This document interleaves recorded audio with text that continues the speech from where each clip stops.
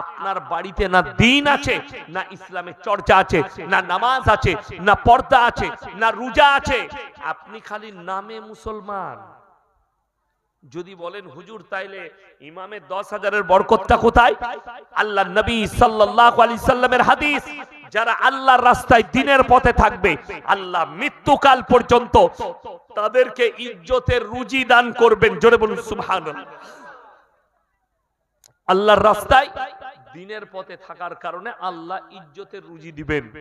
যে সমস্ত ভাইরা সুদের কারবার করেন, যে মায়েরা গ্রুপ লোন নিয়েছে ফেলেছেন, না জানতে অনুরোধ করব টাকা মিটিয়ে দাও আর ইস্তেগফার করে ওই জায়গা থেকে ফিরে এসো।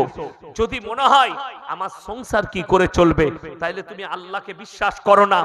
ভেবে দেখুন, যারা মনে করেন আমি ইনকাম করলে শুধু খেতে পাবো, তাহলে ভেবে দেখুন তো, জানেন পৃথিবীতে মানুষই এমন একটা প্রাণী, মানুষই এমন একটা আল্লাহর মখলুক যাকে পরিশ্রম করে খানা খেতে হয়। ফজরের নামাজ পড়ে গাছতলায় বসুন, গাছের নিচে বসে গাছে তাকিয়ে দেখুন পাখিরা কিচির মিচির করে, তাদেরকে না ইনকাম করতে হয় না কিছু করতে হয়, আল্লাহ বিনা পরিশ্রমে তাদেরকে রুজি দান করে। জোরে বলুন সুবহানাল্লাহ। শুধু তাই নয়, আপনার বাড়ি থেকে কাছে সমুদ্র, একবার দরিয়ার কিনারায় গিয়ে দাঁড়িয়ে ভাবতে থাকুন এই দরিয়ার মধ্যে কি আছে।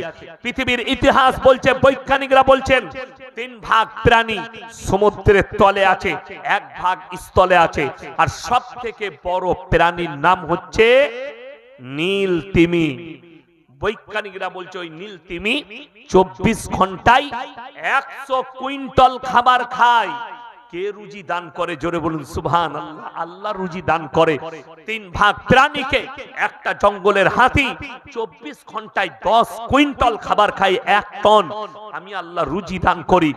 এত প্রাণীকে সকলকে রুজি দিচ্ছি, আর তোমরা মানুষ আমার উপরে বিশ্বাস করবে না, আমি তোমাদের সৃষ্টিকর্তা। আপনি ভেবে দেখুন, কেউ ডাইনিং টেবিলে খাচ্ছে, কেউ দস্তরখানে খাচ্ছে, কেউ বাড়িতে মাটিতে বসে খাচ্ছে, কেউ ডাস্টবিনে খাচ্ছে, কেউ ভিক্ষা করে খাচ্ছে। আল্লাহ সকলকে রুজি দিচ্ছে কোনো না কোনো বাহানায়। ঠিক কিনা কথা বলে? কোনো না কোনো বাহানায় আল্লাহ রুজি দিচ্ছে। নাম্বার 2, মদ, গাঁজা, হিরোইন, আফিং এগুলো হারাম না হারাম নয়? হারাম। আমি আপনাকে খেজুরি থানাতে প্রমাণ দেব, মুসলমান মদ পানও করছে, মদ বিক্রিও করছে। গাঁজা বেচার ডিজাইন জানেন? এ সব মৌলবীরা বুঝতে পারবেন, আমরা বুঝতে পারবো না। গাঁজা বেচার ডিজাইন, ভালো চায়ের দোকান যেমনি আমরা যাই, ও হুজুর এসছে, বুঝুন আমাদেরকে বসতে দিল, এই হুজুরের লেগে গাঢ় চা কর, ভালো করে চা বানাচ্ছে। আরো 2টো যুবক এলো, বাইক নিয়ে এলো, দাঁড়ালো, ভাই 2টো চা দিবি তো? আর 2টো দিয়ে দিস। আমরা চিন্তা করলাম 2টো চা বা 2টো দিয়ে দিস, ওই 2টো মাল কি? ওটা তো আর আমরা হুজুররা বুঝবো না, ওরা বুঝে। ওই 2টো কি? ওই 2টোই হচ্ছে গাঁজার পুড়িয়া। হারামখোর চাও বেচছে, গাঁজার পুড়িয়াও বেচছে। ই আবার জুম্মার দিনে আতর লাগিয়ে ফাঁস কাতারে নামাজ পড়ে। বললেই আমি খারাপ মৌলবি, গালি দিবেন, দেন, অসুবিধা কিচ্ছু নাই। হক আপনাকে শুনতে হবে। লটারির টিকিট হারাম না হালাল? আপনি মেদিনীপুরে কোন বাজারটা নিবেন নাম করুন, সেই বাজারে আমি দেখিয়ে দেব মুসলমান ছেলে লটারি বিক্রিও করছে, মুসলমান লটারি কাটছে। ঠিক বললাম না ভুল বললাম?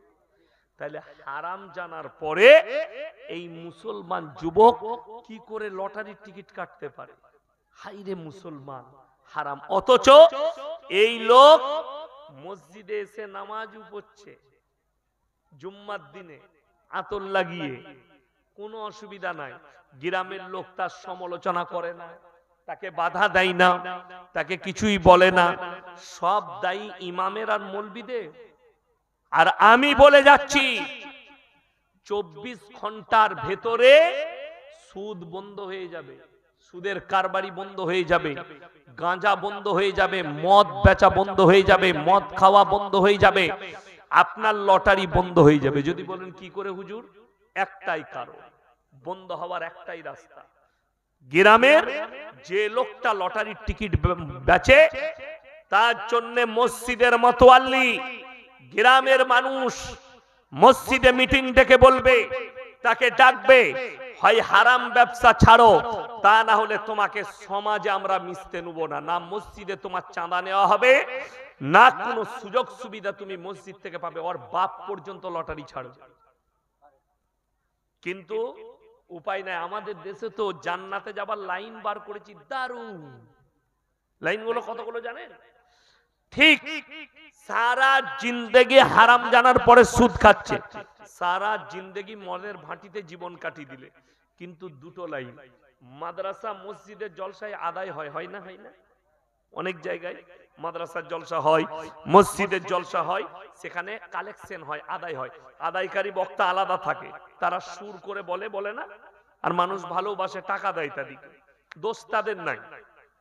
এখন আমি বললাম, বাবা আল্লাহর রাস্তায় মসজিদে কে কি দান করবে? মানুষ একজন সুদখোর দেখলে হুজুর জান্নাতে দিচ্ছে, এসে 2000 দিয়ে দিলে, আমি তো আর তাকে চিনি না।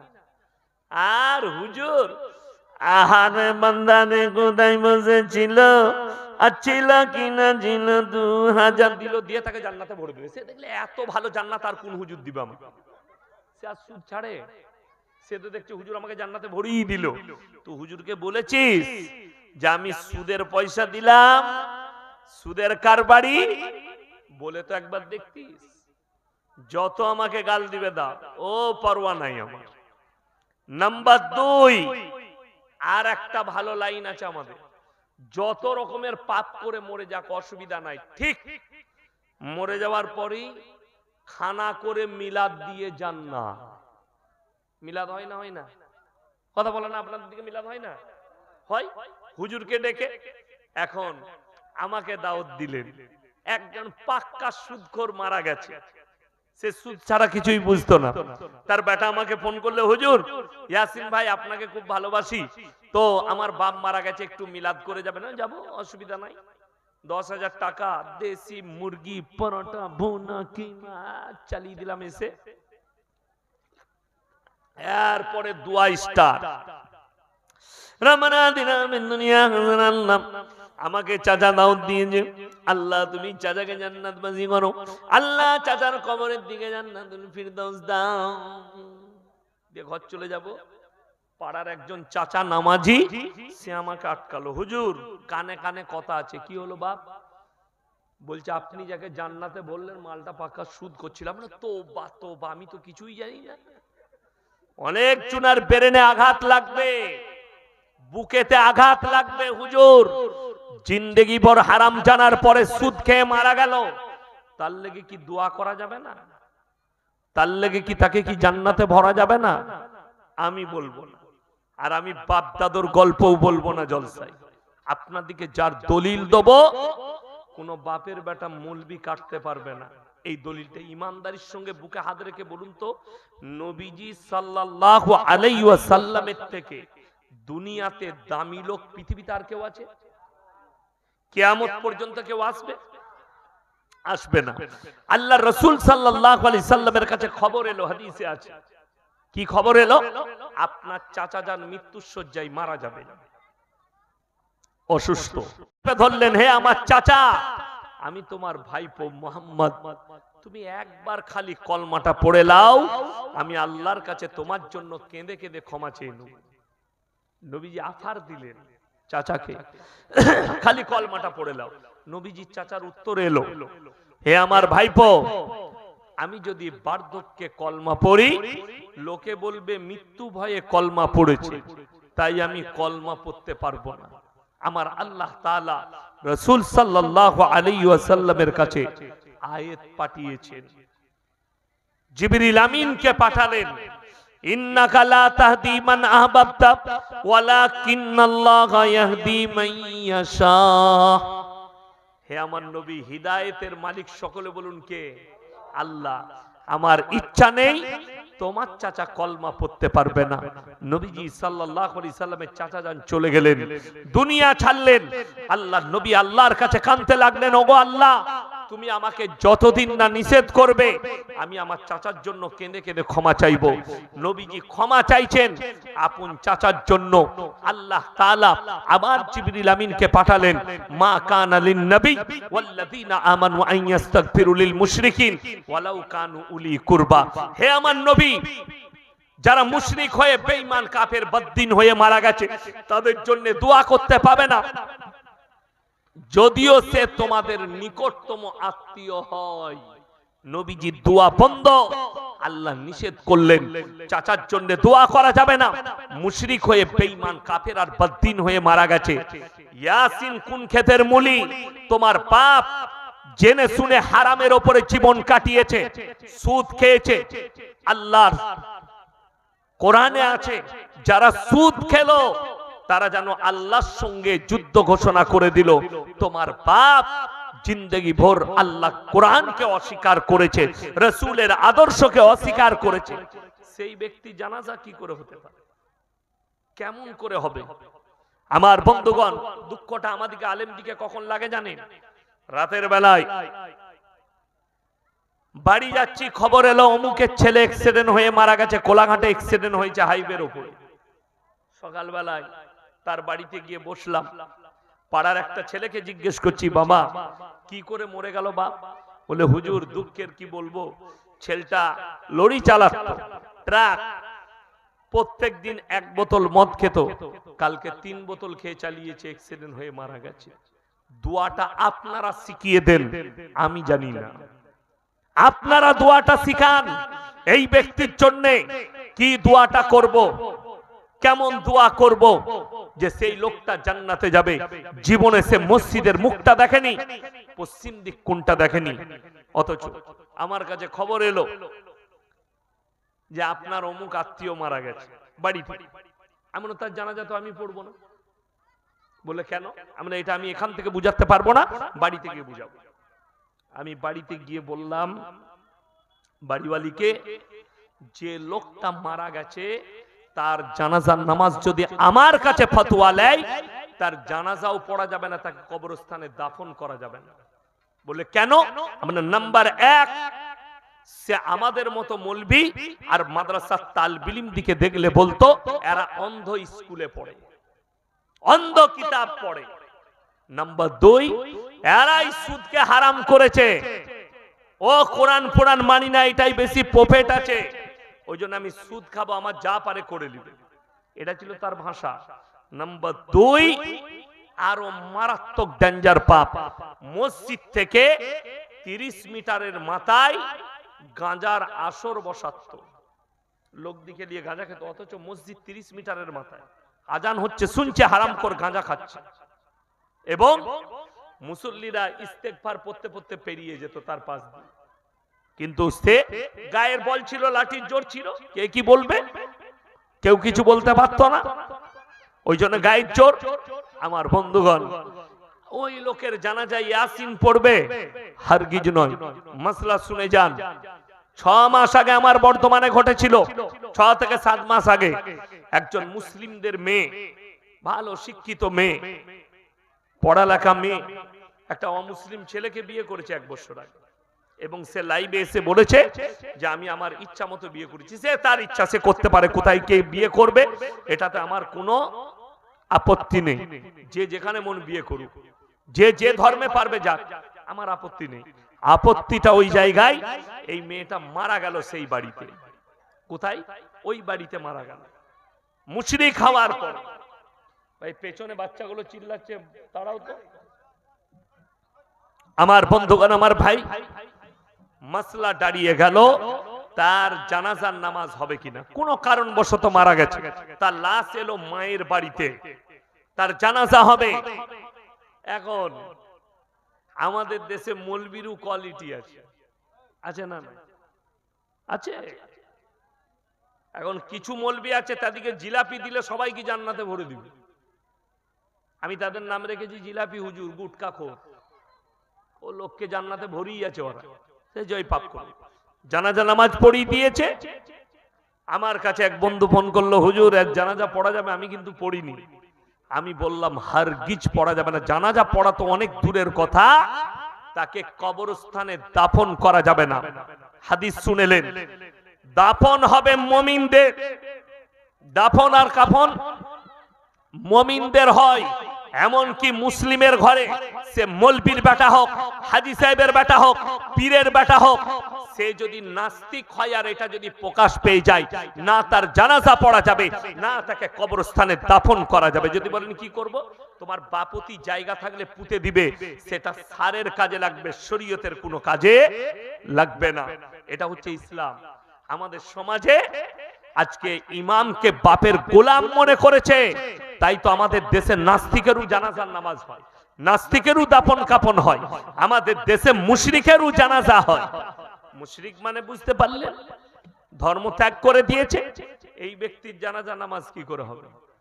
তসলিমা নাসরিন এ যদি মারা যায়, কোন মৌলবি জেনে শুনে যদি এর জানাজার নামাজ পড়ে, এই মৌলবি কিয়ামতের দিনে জান্নাতে যাবে নাকি সন্দেহ দাঁড়িয়ে যাবে। কথাটা বুঝতে পারেননি আমার? কেন? সে ডাইরেক্ট আল্লাহকে গালি দিয়েছে, ডাইরেক্ট মুহাম্মদ সাল্লাল্লাহু আলাইহি সাল্লামকে গালি দিয়েছে, ডাইরেক্ট মা আয়েশা রাদিয়াল্লাহু তাআলা আনহাকে দোষারোপ করেছে, এমনকি নবীজির উপরে জিনা করার তহমত লাগিয়েছে। বলুন নাউজুবিল্লাহ, আল্লাহর নবীর উপরে। এ যদি মারা যায়, এর জানাজার নামাজ কি করে হবে? এখন আরো অনেক তথ্য আছে, এই মোবাইলে রেকর্ডিং আমি বলে দিলেই কালকে আমার নামে কেস হবে, বলে দিলে অনেক দামি দামি তথ্য আছে। যাই হোক, রেকর্ডিং চলছে বলে আমি ওগুলো বলবো না, পরে আলোচনা করব। যাই হোক, আমার যেটা বলার উদ্দেশ্য, আমার মুমিন ভাই, আপনি কি মনে করছেন দাজ্জাল আসবে না? আপনারা জানেন দাজ্জালের ফিতনা এসে হাজির হয়ে গেছে। আল্লাহর রাসূল সাল্লাল্লাহু আলাইহি সাল্লামের হাদিস, হে আমার সাহাবীরা, তোমরা কি করে বুঝবে যে দাজ্জাল আসার সময় হয়েছে? ইয়া রাসূলুল্লাহ, তার সিম্বলটা কি? তার যে সিম্বল আছে কি করে বুঝবো দাজ্জাল আসার সময় হয়েছে? নবীজি সাল্লাল্লাহু আলাইহি সাল্লাম বললেন, আপনার চোখ দিয়ে পানি আসবে, সেটা প্রমাণ হয়ে গেছে, প্রকাশিত হয়ে গেছে। নবীজি বললেন, যখন তোমরা দেখতে পাবে মুসলমানের কাছে হারাম জিনিসগুলো হালাল হয়ে যাচ্ছে, অবৈধগুলো বৈধ হয়ে যাচ্ছে, তখন জানবে দাজ্জাল আসার সময় হয়ে গেছে, দাজ্জালের ফিতনা এসে গেছে। এক নম্বর ফিতনার নাম হচ্ছে এআই ফিতনা। এখন অনেক শিক্ষিত জ্ঞানী গুণী তারা আমাদিকে মৌলবীদিকে কি বলে জানেন? কি বলে? এরা মাদ্রাসা ছাপ, এরা মাদ্রাসা ছাপ, মাদ্রাসায় পড়েছে। আমি দেখলাম আমাদের রাজ্যের একজন নেত্রী, আমি আর দলের নাম করব না যেহেতু আমি রাজনৈতিক বক্তা নয়, ভালোবাসি না রাজনীতি, তিনি বলেছেন মাদ্রাসায় কি তৈরি হয়? সন্ত্রাসবাদ তৈরি হয়, সন্ত্রাসবাদ। আমি উনাকে বলবো, আপনাকে আমার মাদ্রাসায় দাওয়াত রইল, একবার আসুন, এক কাপ চা খেয়ে যান, ছাত্রকে জিজ্ঞেস করুন, ইমানদারির সঙ্গে আপনারা বলবেন, আপনাদেরকে প্রমাণ দিচ্ছি। 2 বছর আগে উড়িষ্যার স্বাস্থ্যমন্ত্রীকে তার বডিগার্ড এসআই গুলি করে হত্যা করেছিল। মোবাইল খুলে দেখে নেবেন, একদম 0 পয়েন্ট থেকে গুলি করেছিল। সে কোন মাদ্রাসায় পড়েছিল? কথাটা বুঝতে পারেননি? এই সন্ত্রাসবাদটা কোন মাদ্রাসায় পড়েছিল? মুম্বাই ট্রেনে নাম জিজ্ঞেস করে কিছু মুসলমানকে গুলি করে হত্যা করেছে একজন অফিসার, পুলিশ অফিসার। সে কোন মাদ্রাসায় পড়াশোনা করেছে আমি জানতে চাইছি।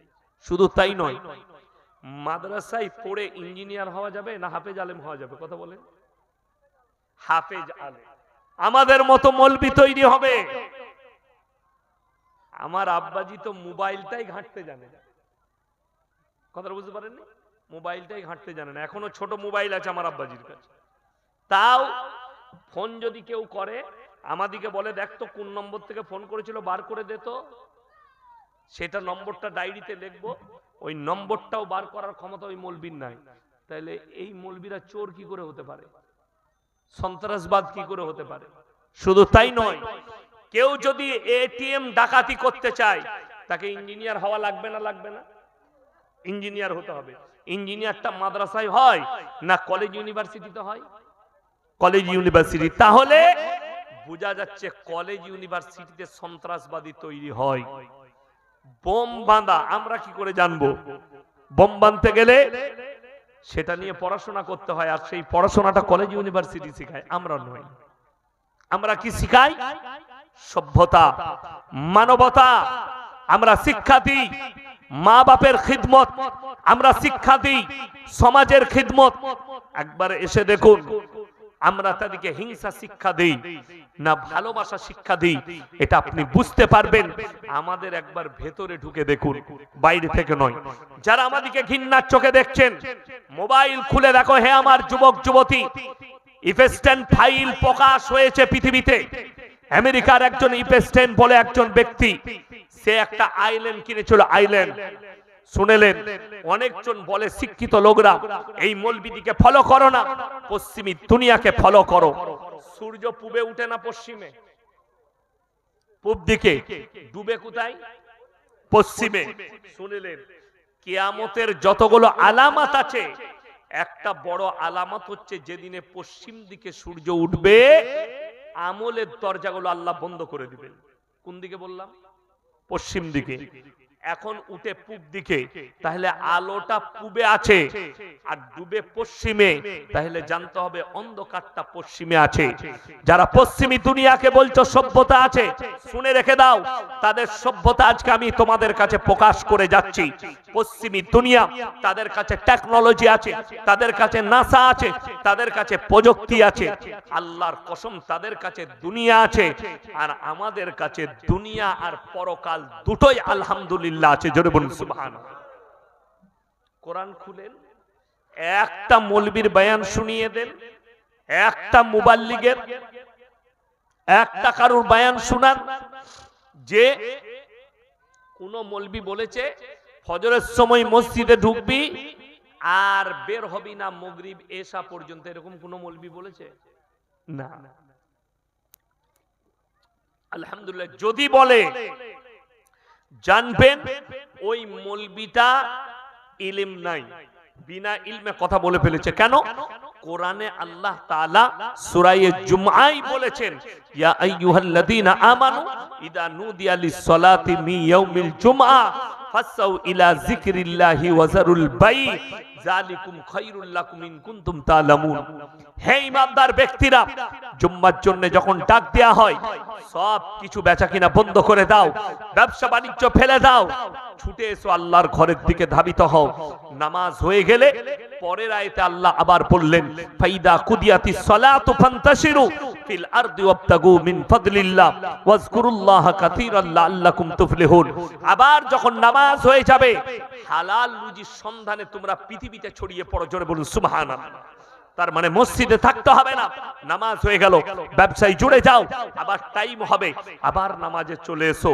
আমার আল্লাহ দুনিয়া পরকাল দুটোকেই খেয়াল রাখতে বলেছেন, আর এদের কাছে দুনিয়া ছাড়া পরকাল বলে কোনো জিনিস নাই। কেন?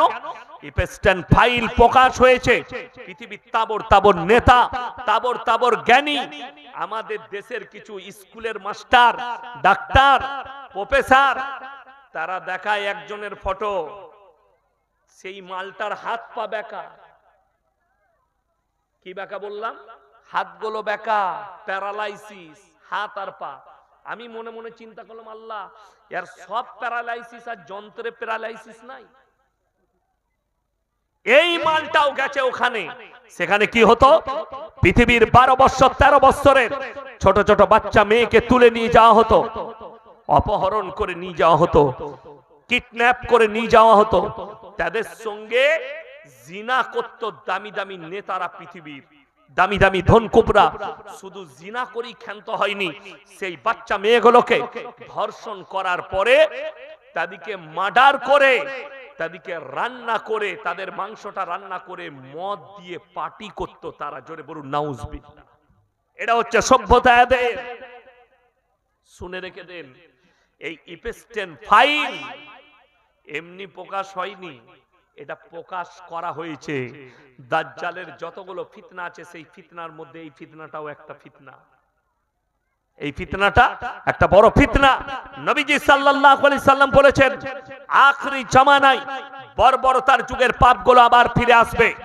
আজকে পৃথিবীর ওই সমস্ত হারামের আওলাদ তসলিমা নাসরিন, আসাদ নূর, যতগুলো নাস্তিক মুহাম্মদ সাল্লাল্লাহু আলাইহি সাল্লামকে গালি দেয় যে মা আয়েশা 6 বছর বয়সে বিবাহ করেছেন, 9 বছর বয়সে তিনি সংসার শুরু করেছেন। যারা আমার শিক্ষিত যুবক যুবতী বসে আছেন তারা ইসলামের একটা উক্তি শুনে যান। আল্লাহর কসম, আল্লাহর হাবিব সাল্লাল্লাহু আলাইহি সাল্লাম 11টা বিবাহ করেছেন, একটা বিবাহ নিজের থেকে করেননি, প্রত্যেকটা বিবাহ আল্লাহর ইশারায় করেছেন। জোরে বলুন সুবহানাল্লাহ। নবীজি সাল্লাল্লাহু আলাইহি সাল্লাম যা বলেছেন নিজের থেকে একটাও কথা বলেননি, সব আল্লাহর তরফ থেকে বলেছেন। মানুষকে যতগুলো কথা বলেছেন, অর্থাৎ আপনি এই হারামের আওলাদরা কি দেখলো যে নবী মুহাম্মদ সাল্লাল্লাহু আলাইহি সাল্লাম 6 বছর বয়সে মা আয়েশাকে বিয়ে করেছেন, 9 বছর বয়সে সংসার শুরু করেছেন। কিন্তু পৃথিবীর বেঈমান কাফের এরা দেখলো না যে আমাদের ভারত